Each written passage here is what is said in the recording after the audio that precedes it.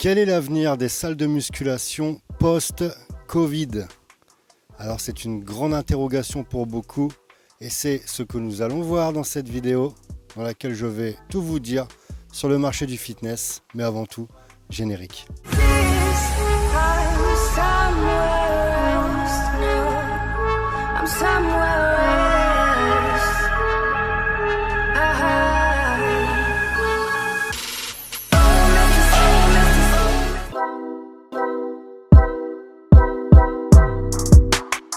Je suis Fabien Dessin, entrepreneur depuis 2005 dans l'import et j'ai moi-même été gérant de salles de sport il y a quelques années. J'ai été également organisateur de 2 compétitions, 2 éditions du Strongman en France. Et aujourd'hui, j'accompagne les entrepreneurs dans leur création de salles de sport à travers notamment l'importation et la fabrication de matériel de sport.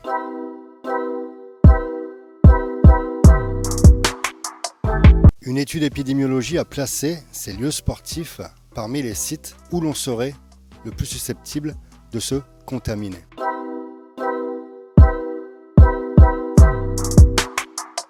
Alors c'est à se demander, bien entendu, pourquoi les centres commerciaux sont ouverts. Et surtout, on a encore en tête l'image des fêtes de Noël où tout le monde était serré pour effectuer ses achats. Et de plus, nous savons tous, ce n'est pas la peine d'être un scientifique ou un médecin. Je pense que les sportifs savent écouter leur corps, ils connaissent leur ressenti, ils savent comment être en forme. Voilà, parce qu'il y a certains médecins qui vont nous dire que la seule solution, c'est le vaccin, alors que nous savons tous que l'alimentation, le sport, le sommeil sont indispensables à la santé d'un individu. Parce que j'ai vu des choses passer sur le net où certains remettaient même en cause ces principes fondamentaux. Alors il y a quand même quelques énoncés scientifiques qui ont tout de même prouvé que faire de l'exercice physique régulièrement et de façon non excessive a des effets bénéfiques sur le système immunitaire et bien entendu sur la santé en général. Et ça, je me répète, pas la peine d'être un scientifique. Je pense qu'un sportif connaît sa machine et je préfère sincèrement écouter un sportif de haut niveau que les pseudo-médecins que nous avons sur les plateaux de télé, d'accord ? Donc il y a beaucoup d'incohérences, on peut dire même de la débilité de la part de nos technocrates au sujet des fermetures de salles.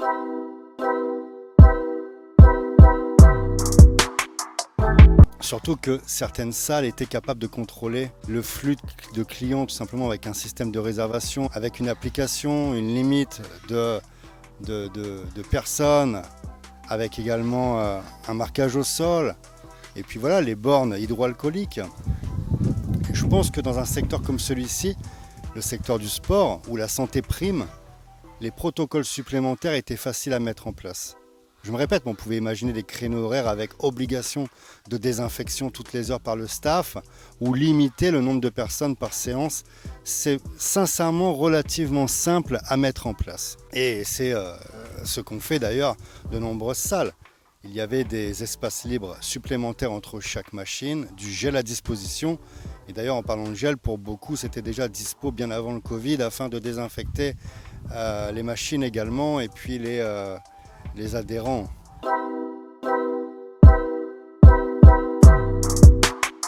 Alors oui, il y a les aides de l'État, mais pour beaucoup, ces aides payent le loyer, mais il reste encore les charges et bien pire encore.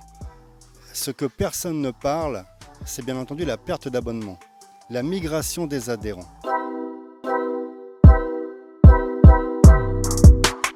Quand je dis migration, nous avons constaté que beaucoup ont mis en place des gyms à la maison. Donc pour beaucoup, ceux qui ont investi dans du matériel, dans des gyms à la maison, vont rester à la maison. Et pour diverses raisons d'ailleurs. La première, c'est la crainte d'un nouveau confinement. Qui dit fermeture des salles dit perte des acquis. Il n'y a rien de pire pour un pratiquant de musculation de faire le yo-yo, d'accord ? Il y a l'abonnement qui tourne pour rien et puis il y a également aussi le risque de contamination qui va rester dans la tête de nombreuses personnes, d'accord ? Alors, il faut noter aussi que beaucoup de personnes ont stoppé leur abonnement d'eux-mêmes, même si les salles, pour la plupart, ont stoppé les prélèvements. Il y a eu au début de Covid, quelques mois qui ont continué. Autrement dit, certains ont payé pour rien, mais il y a une perte d'adhérents pour beaucoup, on ne peut pas le nier. Ça, c'est certain. Il y a énormément de personnes qui ont coupé leur abonnement, d'accord ? Et quand on sait les efforts que cela nécessite pour gagner de nouveaux clients, quand j'ai de nouveaux clients, c'est de nouveaux adhérents dans une salle de sport. Quand je dis les efforts, c'est en termes de marketing, les offres spéciales, les portes ouvertes. Il va falloir remettre toute cette mécanique en route pour un retour à la normale. Autrement dit, les clients qui sont partis ne vont pas revenir automatiquement. Il y avait pourtant eu du travail de fait en amont.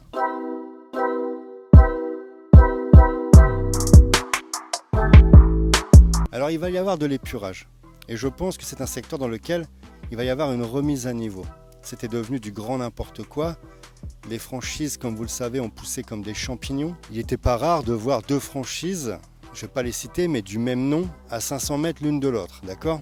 Avec des abonnements à 9,90 les premiers mois et j'en passe. C'est un secteur, malgré tout, c'est un secteur où il est possible de tirer son épingle du jeu, à condition de souhaiter faire autrement que ces franchises justement en place. Je me répète, si c'est pour ouvrir une salle de sport, mettre 3 coups de peinture, aligner 10 tapis, 10 elliptiques, ça tout le monde sait le faire, d'accord ?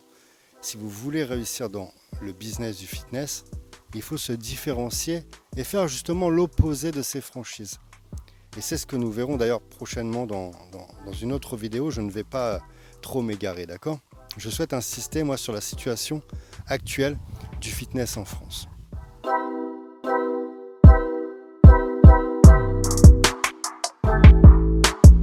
Ce business, il faut savoir que le business du fitness, il est passé aux mains de financiers. Et ça, on ne peut pas s'en féliciter, d'accord ? Avant l'arrivée de toutes ces franchises que vous connaissez certainement, un gérant de salle de sport pouvait vivre confortablement. Il n'était pas rare de voir une salle de sport avec 2 ou 3 employés. Vous aviez le proprio, il y avait un coach, il y avait une personne qui faisait les cours collectifs en plein temps. Aujourd'hui, moi je connais des gérants de salles de sport qui taffent 7 jours sur 7 pour un SMIC.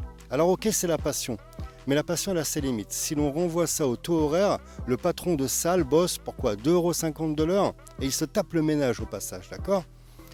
Alors quand j'entends dire aujourd'hui qu'il est nécessaire d'avoir 3 ou 4 salles pour commencer à en vivre, j'ai envie de vous dire voilà, qu'est-ce qui se passe ?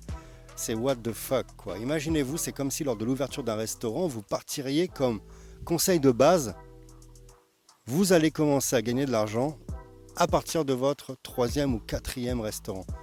Ça c'est impossible, c'est strictement impossible. Alors la faute à qui, vous allez me dire ? À toutes ces franchises. Quand on propose un abonnement à 19,90 € par exemple, comment voulez-vous que ce soit rentable ? Uniquement en eau, en électricité, en amortissement des machines, en loyer, charge, même avec 1000 adhérents, je peux vous assurer que ce n'est pas intéressant. Je viens d'aborder l'équipement des machines. Et ça aussi, c'est une problématique.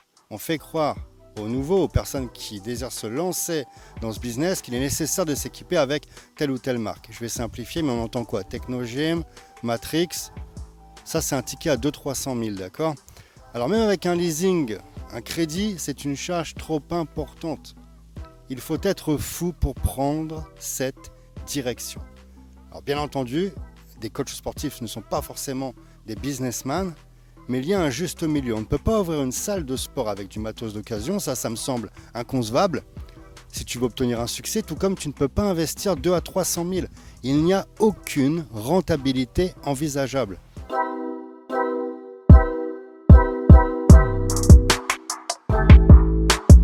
Vous l'avez compris, l'import de machines, c'est indiscutable.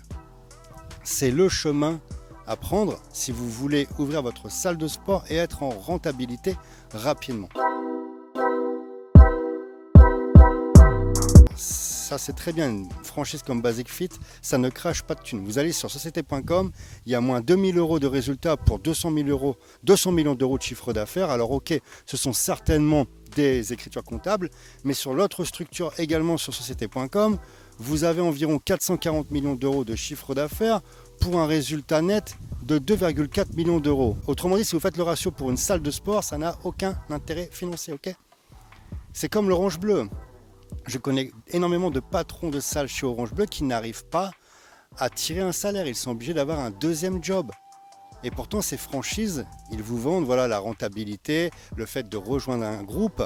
Mais la réalité des patrons de salles franchisés, elle est tout à fait différente. Croyez-moi, ça ne roule pas sur l'or. Et pour beaucoup, au bout de 3-4 années, c'est l'épuisement, c'est la vente de leur business. Parce que c'est difficile de tenir une salle et de rester motivé quand vous avez du mal à être voilà, à l'équilibre financièrement. D'accord ?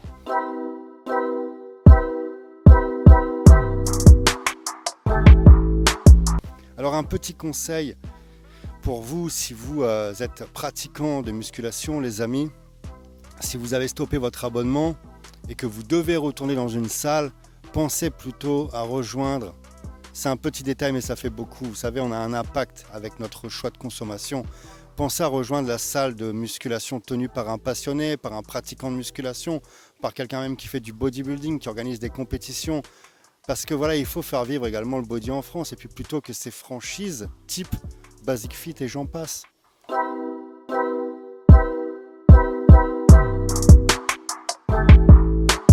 Et si vous avez envie de créer une salle de sport, que vous êtes entrepreneur, coach sportif, je vous invite à cliquer sur le lien qui est en commentaire, où je me suis rendu en Chine, chez notre partenaire, là où nous fabriquons nos équipements de musculation, afin de checker la fabrication des équipements pour l'un de nos clients, d'accord ?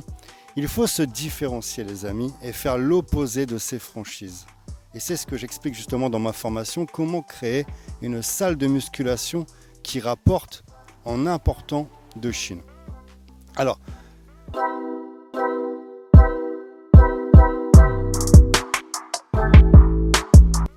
cette vidéo elle peut faire peur si vous avez envie de vous lancer dans l'ouverture d'une salle de sport, parce qu'en plus la situation n'est pas des plus simples. Je peux vous assurer que c'est un business qui est intéressant, surtout lorsque vous aimez faire ce métier, vous allez prendre un maximum de plaisir, d'accord ? Mais il est important de se différencier, je me répète, j'insiste sur ce point. Si vous voulez ouvrir un concept type Orange Bleu Basic Fit, vous allez droit dans le mur, ça n'a aucun intérêt, d'accord ? Il y a la possibilité de faire des studios de coaching, des possibilités de faire des salles de sport, mais avec des coachs, avec voilà, où on a une ambiance. Et c'est moi ce que j'ai voulu mettre en place directement dans la salle que j'avais, qui s'appelait Go Fitness, c'était que ce soit un lieu convivial. Les gens ont besoin de souffler, les gens ont besoin de passer de faire du sport, mais aussi qu'il y ait de la convivialité. Et c'est ça le point fort qui est important dans les salles de sport, parce que lorsque vous rentrez dans un Basic Fit, voilà, c'est l'usine à gaz, les gens se disent même pas bonjour, il n'y a aucune ambiance, on est bien loin du concept des salles de sport qu'il y avait dans le passé, où on avait du plaisir à aller s'entraîner. Et ça, je pense que ça va revenir. Il va y avoir de l'épurage dans tout ce business, les amis. Voilà, je vous envoie un maximum d'énergie. Ta réussite, tu la mérites.